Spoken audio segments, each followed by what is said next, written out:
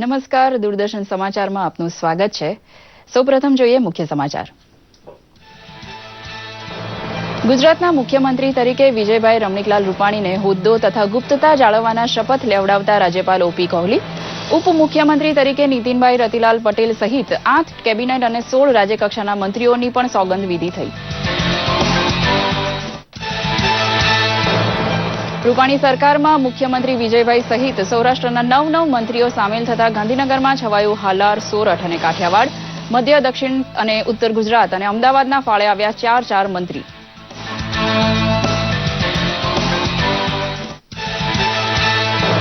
વિધાનસભા અધ્યક્ષ અને ઉપાધ્યક્ષ પદ છોડનાર ગણપતસિંહ વસાવા અને આત્મારામ પરમાર બન્યા કેબિનેટ મંત્રી, તો ભૂપેન્દ્રસિંહ ચુડાસમા અને બાબુભાઈ બોખીરિયાએ કેબિનેટમાં સ્થાન જાળવી રાખ્યું। જયેશ રાદડિયા તથા દિલીપ ઠાકોરને મળ્યું પ્રમોશન, તો ચિમનભાઈ સાપરિયાનો સમાવેશ આશ્ચર્ય સર્જી ગયો। રાજ્યકક્ષાના મંત્રી પૈકી શંકરભાઈ ચૌધરી, પ્રદીપસિંહ જાડેજા અને નાનુભાઈ વાનાણી, જયંતી કવાડિયા જેવા નોંધપાત્ર નામ પ્રમોશનથી રહ્યા વંચિત, તો અમદાવાદમાંથી વલ્લભભાઈ કાકડિયા અને એકમાત્ર મહિલા મંત્રી તરીકે નિર્મળાબેન ભાગવાણી જેવા નમોદિતને અપાયો અવસર। રૂપાણી સરકારમાં બાદબાકી પામેલા 9 મંત્રી પૈકી સૌથી વજનદાર નામ છે સૌરભ પટેલ, તો વસુએન ત્રિવેદી, રમણલાલ વોરા, મંગુભાઈ પટેલ, રજનીકાંત પટેલ, ગોવિંદભાઈ પટેલ, છત્રસિંહ મોરી, તારાચંદ છેડા અને કાંતિભાઈ ગામિત જેવા અનુભવી હવે મંત્રી પરથી છૂટી પડતા સંગઠન માટે સમર્પિત બનશે। નવનિયુક્ત મુખ્યમંત્રી વિજયભાઈ રૂપાણીએ ગુજરાતને વિકાસની નવી ઊંચાઈએ પહોંચાડવા કર્યો દાવો, તો ઉપમુખ્યમંત્રી નીતિનભાઈ પટેલે ખાતરી આપી કે સમાજના તમામ વર્ગનું દિલ જીતીને સમરસ બનાવશું ગુજરાત।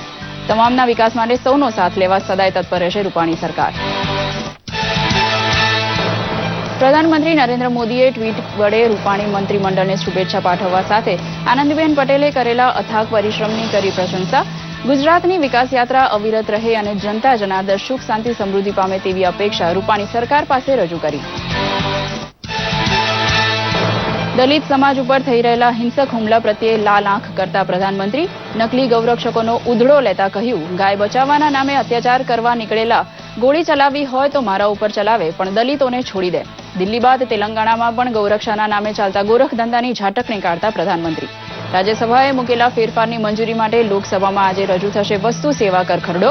લોકસભામાં ચર્ચા દરમિયાન હસ્તક્ષેપ કરી હવે તો ખરડો પસાર કરવા આગ્રહભર્યું દબાણ કરશે પ્રધાનમંત્રી મોદી। સંસદની બહાલી આજે કદાચ મેળવશે જીએસટી। સમાચાર વિગતવાર જોઈએ।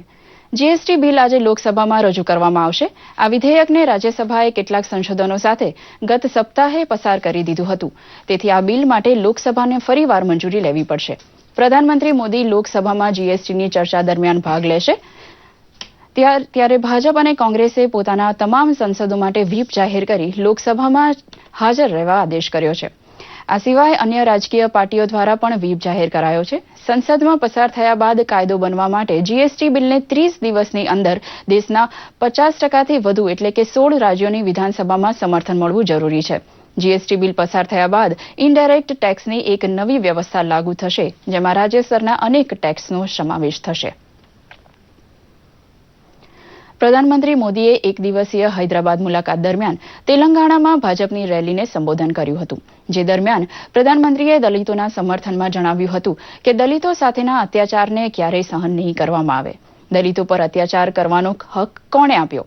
પ્રધાનમંત્રીએ ભાવુક શબ્દોમાં જણાવ્યું હતું કે ગોળી ચલાવવી હોય તો મારા પર ચલાવો, પરંતુ મારા દલિત ભાઈઓ પર હુમલાઓ બંધ થવા જોઈએ। સાથે 7 ઓગસ્ટને સરકારે હેન્ડલૂમ દિવસ તરીકે ઉજવણી શરૂ કરતા તેનું મહત્વ વધુ હોવાનું પણ પ્રધાનમંત્રીએ જણાવ્યું હતું। પ્રધાનમંત્રીએ સંમેલનમાં ઉપસ્થિત તમામ ભાજપ કાર્યકરોને વણકર કાર્યકરોના સમર્થનમાં ફ્લેશલાઇટ કરવા પણ જણાવ્યું હતું। પ્રધાનમંત્રીએ એક ભારત શ્રેષ્ઠ ભારત અને સૌનો સાથ સૌનો વિકાસ આ મંત્રને આગળ લઈ ચાલવા હાજર સૌને અપીલ કરી હતી। રૂપાણી સરકારની શપથવિધિ ગઈકાલે દબદબાભરી રીતે સંપન્ન થયા બાદ પ્રધાનમંત્રી મોદી સહિત તેમના ઉપર શુભેચ્છાનો ધોધ વરસ્યો હતો। નવનિયુક્ત રૂપાણી સરકાર અને નાયબ મુખ્યમંત્રી નીતિન પટેલ દ્વારા પોતાની ટીમની આજે પહેલી બેઠક બોલાવવામાં આવી છે, જેમાં દરેક મંત્રીને લોકસેવાનો અફર એજન્ડા આપી દેવાશે, જેથી ફીલ ગુડ ફેક્ટર ઊભું કરી 2017માં ચૂંટણી જીતી શકાય। રૂપાણી સરકારની શપથવિધિનો રિપોર્ટ પ્રસ્તુત છે।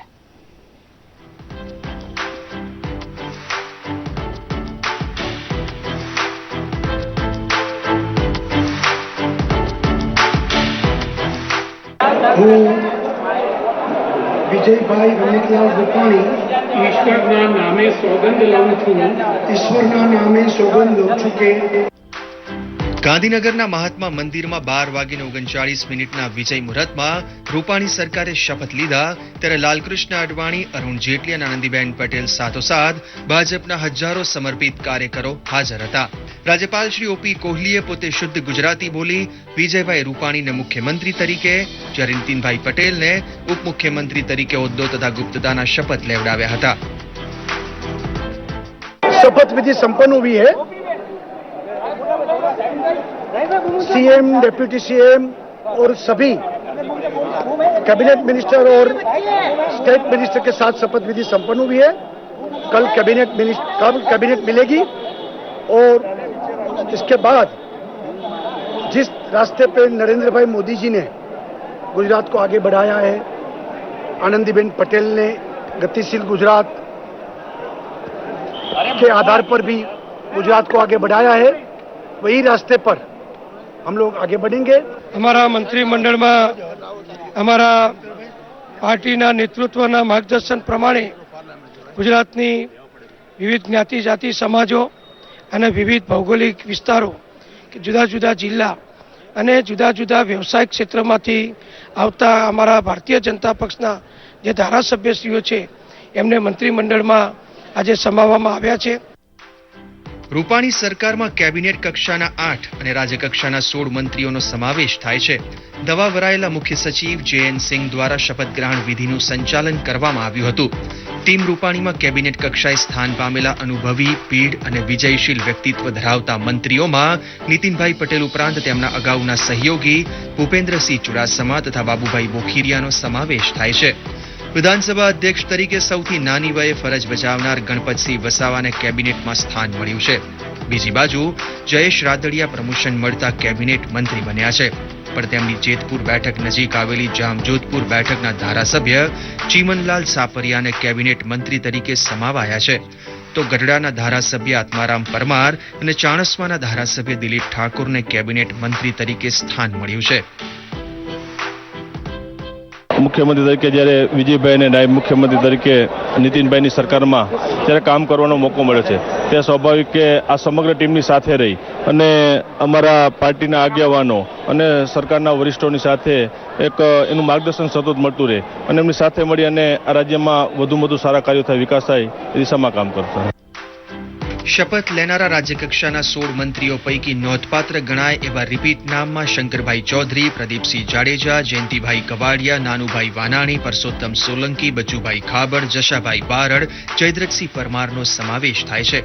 પક્ષને ફાયદો કરાવે તેવી નવી પ્રતિભાને પણ રાજ્યકક્ષાએ મંત્રી પદ અપાયું છે.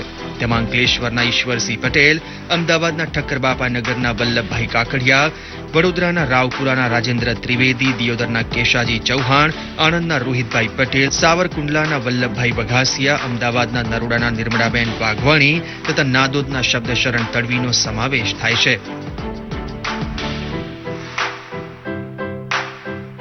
જે રીતે સામાજિક સમરસતા થાય એના માટેના ખૂબ લોકોભિમુખ વહીવટ થાય એવો સામાજિક રીતે અને વહીવટી રીતે પણ સરકારે પ્રયત્ન કર્યો છે. આ સાથે આનંદીબેન સરકારમાં મંત્રીપદ હોવા છતાં રૂપાણી સરકારમાં જેમને લેવાયા નથી તેમાં સૌરભ પટેલ સૌથી વજનદાર નામ ગણી શકાય. મંત્રીપદથી બાકાત રખાયેલા આગેવાનોમાં વસુબેન ત્રિવેદી, રમણલાલ વોરા, મંગુભાઈ પટેલ, રજનીકાંતભાઈ પટેલ, ગોવિંદભાઈ પટેલ, છત્રસિંહ મોરી, તારાચંદ છેડા, કાંતિભાઈ ગામિત વગેરેનો સમાવેશ થાય છે. આમ કુલ 9 જૂના મંત્રીઓનું પત્તું કપાયું છે, જ્યારે મંત્રીમંડળમાં 11 નવા ચહેરાઓને સ્થાન આપવામાં આવ્યું છે. મંત્રીમંડળમાં સૌરાષ્ટ્રના 9, મધ્ય ગુજરાતના 4, દક્ષિણ ગુજરાતના 4, ઉત્તર ગુજરાતના 4 અને અમદાવાદના 4 મંત્રીઓનો સમાવેશ કરવામાં આવ્યો છે. ગુજરાતના 16મા મુખ્યમંત્રી તરીકે વિજય રૂપાણી અને ઉપમુખ્યમંત્રી તરીકે નીતિન પટેલે શપથ લીધા છે. 2017ની ચૂંટણીના જંગને જીતવા એવા નવા ચહેરાઓને સ્થાન અપાયું છે કે જેમાં મુખ્યમંત્રી નરેન્દ્ર મોદી અને આનંદીબેન પટેલની સરકારના 9 એવા ચહેરાઓને સ્થાન નથી અપાયું. તેની જગ્યાએ કેટલાક નવા ચહેરાઓનો સમાવેશ કરાયા છે. કેમેરામેન ભાર્ગવ ત્રિવેદી સાથે મેહુલ ઝાલા, દૂરદર્શન સમાચાર, ગાંધીનગર. રૂપાણી સરકાર સત્તારૂઢ થતાની સાથે જ શુભેચ્છાથી માંડી અપેક્ષા સુધીના પ્રતિભાવ વહેવા શરૂ થયા હતા. પ્રસ્તુત છે મંતવ્યનું નાનકડું સંકલન. રાજ્યના મુખ્યમંત્રી તરીકે શ્રી વિજયભાઈ રૂપાણી અને નાયબ મુખ્યમંત્રી તરીકે નીતિનભાઈ પટેલ સહિતના કેબિનેટ અને રાજ્ય કક્ષાના મંત્રીઓએ શપથ લીધા છે. મંત્રીમંડળની અંદર સમગ્ર રાજ્યને ભૌગોલિક રીતે અને સામાજિક રીતે સંપૂર્ણ બાબતોને ધ્યાનમાં રાખી અને એક સંતુલિત મંત્રીમંડળની રચના આદરણીય વિજયભાઈ રૂપાણીએ કરી છે. એમના મંત્રીમંડળને ભવિષ્યમાં સફળતા માટે ખૂબ ખૂબ શુભેચ્છાઓ પાઠવું છું. माननीय विजय रूपाणी जी और उप मुख्यमंत्री माननीय नितिन पटेल जी को झारखंड सरकार की तरफ से, झारखंड की जनता की तरफ से बहुत बधाई. માન્ય વિજયભાઈ રૂપાણી પ્રદેશના મુખ્યમંત્રી અને માન્ય નીતિનભાઈ પટેલ પ્રદેશના ઉપમુખ્યમંત્રી તરીકેની એમની ટીમની અંદર જે મારો સમાવેશ થયો છે એ મારા માટે અત્યંત ગૌરવની અને આનંદની લાગણી છે. મુખ્યમંત્રી શ્રી વિજયભાઈ અને અમારા નીતિનભાઈ ડેપ્યુટી સીએમ એ બંનેની આગેવાની છે, કારણ કે બંને પાસે એક પાસે સંગઠનનો અનુભવ છે, બીજા પાસે સરકાર 20 વર્ષ સુધી અલગ અલગ વિભાગોની સંભાળેલા છે. આ બધા જે એની પાસે અનુભવો છે એ અનુભવનું ભાથું લઈ અને આખું મંત્રીમંડળ અને પાર્ટી સાથે રહી અને ગતિશીલ ગુજરાતની જે પ્રગતિ છે એ તેમને જેમ હતી એમને જાળવી રાખશે. શ્રી વિજયભાઈ રૂપાણી અને એની ટીમ અનુભવે હોશિયાર છે અને આવનારા દિવસોમાં ગુજરાતની વિકાસની યાત્રાને ઓર તેજ ગતિથી આગળ વધારશે. મારા ઉપર જે જવાબદારી મૂકી છે એને હું નિષ્ઠાપૂર્વક પૂરું કરીશું. પ્રતિનિધિત્વ મળ્યું એવું નહીં કહેવાય, એડિશનલ કંઈ એક પીછું ઉમેરાયું એ વાત કહેવાય. આવનાર દિવસોમાં પણ સમગ્ર સમાજને સાથે લઈને આ ગુજરાતનો સર્વાંગી વિકાસ થાય એવા સરકારના પ્રયત્ન રહેશે. રાજ્યમાં મોડે મોડે પણ મેઘરાજાએ સારી જમાવટ કરી છે. દક્ષિણ પાકિસ્તાન અને તેની બાજુમાં આવેલા દક્ષિણ પશ્ચિમ રાજસ્થાનમાં અપર એર સાયક્લોનિક સર્ક્યુલેશન સર્જાયું છે, જેના પગલે હવામાન વિભાગે આગામી 24 કલાકમાં મધ્યમથી ભારે વરસાદની આગાહી વ્યક્ત કરી છે. ઉત્તર ગુજરાત, સૌરાષ્ટ્ર અને કચ્છમાં સૌથી વધુ વરસાદની શક્યતા સેવાઈ રહી છે. આજે વહેલી સવારથી અમદાવાદના આકાશમાં કાળા ડિબાંગ વાદળો સાથે ધીમી ધીમી ધારે વરસાદ પડી જતા શહેરીજનો પણ ઠંડકનો અનુભવ કરી રહ્યા છે.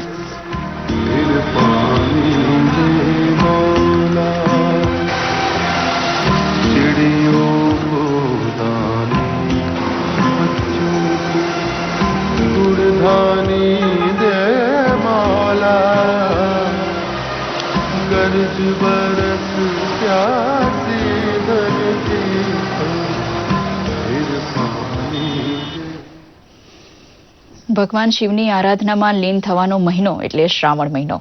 આજે શ્રાવણ માસનો પ્રથમ સોમવાર છે, ત્યારે વહેલી સવારથી જ શિવ મંદિરોના શિવ ભક્તોની ભારે ભીડ જામી છે. દેશભરના તમામ શિવ મંદિરો ઓમ નમઃ શિવાયના નાદથી ગુંજી રહ્યા છે.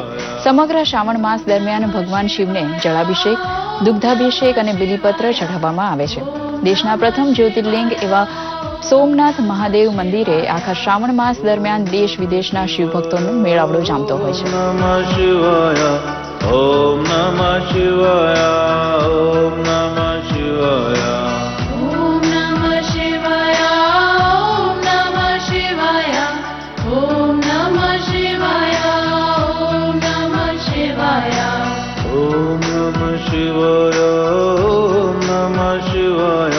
ઓમ નમઃ શિવાય, ઓમ નમઃ શિવાય, ઓમ નમઃ શિવાય, ઓમ નમઃ શિવાય,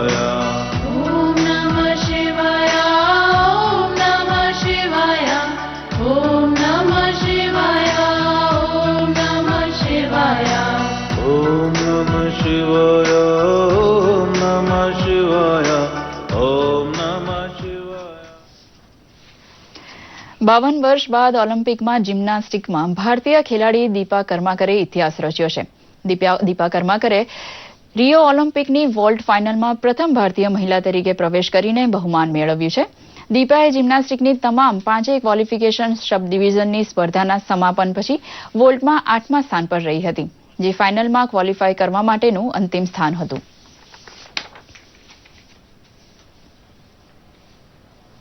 આ સાથે જ આ સમાચાર અહીં સમાપ્ત કરીએ છીએ. નમસ્કાર.